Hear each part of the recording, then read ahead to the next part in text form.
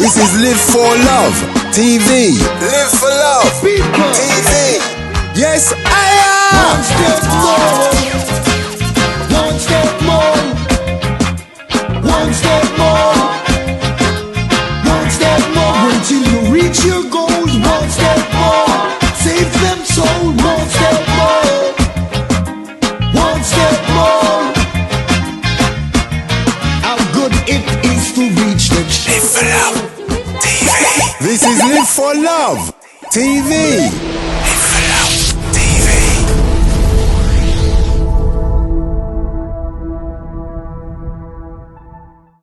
Back here with Live for Love TV. It's the third day, the 6th month, 21st year of the 21st century. Out here just breezing. Was doing a little bit of exercising, as you can see. Let me just see if I can get around here and see what's over here. Some bars and some boxing stuff. Anyway, we're just doing some breezing out here. Nice day here in the UK.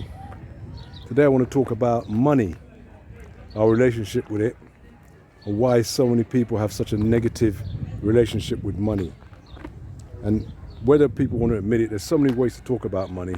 But today I'm going to talk about money from a perspective of why is it always when somebody charges you for something, it always seems to be too much money. They charge too much. Them greedy. They work all right, but them charge enough money. But when you charge somebody for something, you never get paid enough. When you're working for somebody, they don't pay enough. They're tight. This is a problem for people because if you believe in karma and law of attraction, maybe that's the reason why so many of us remain poor.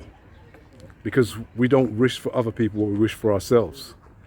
When you're paying out money, always pay out money happily. If somebody charges you money to come and do some work, for instance, on your house, and you're not happy with the money they're charging, don't take them to do the work. I would advise, don't take them to do that work. Because if you take them to do the work and then you come to me and say, boy, they mind the thief, they mind to charge enough, things like that. You know, always coming up with how much money they charge and it's a whole heap of money and it's more than, you know, that's bad mind. That's what we call bad mind. And the problem is so many of us do it that it sounds like it's a normal everyday thing. So many of us do it.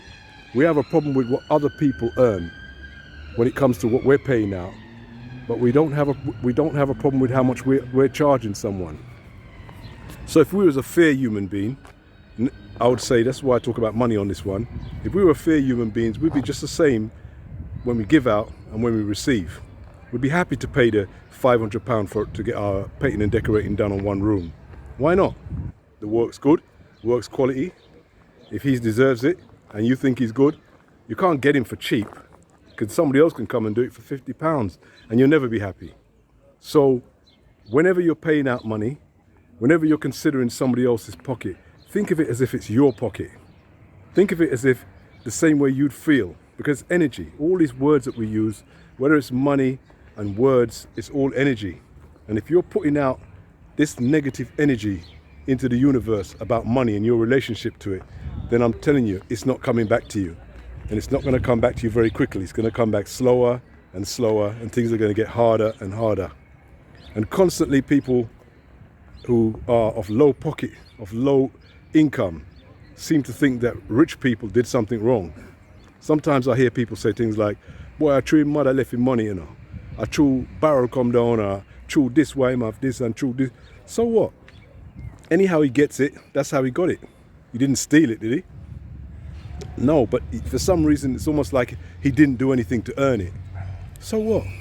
Majority of people on this planet who are of money, maybe they didn't do anything to earn it, but you wouldn't look at them like that, especially if their dad and mum were billionaires.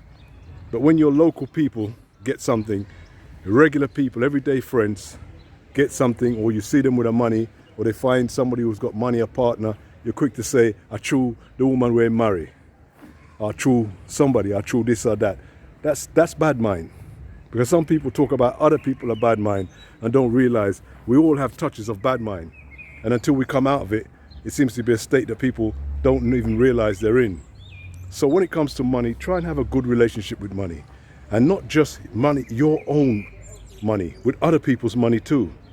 Relate to them beautifully, just the way you relate to your own money. If you're happy to get money, Yeah, if you're really happy to get money, then you should be happy to give money, because money is a currency, and like all currency, whether it's electric current or monetary current, it needs to go round. When you stick it in the ground, it doesn't do you any good.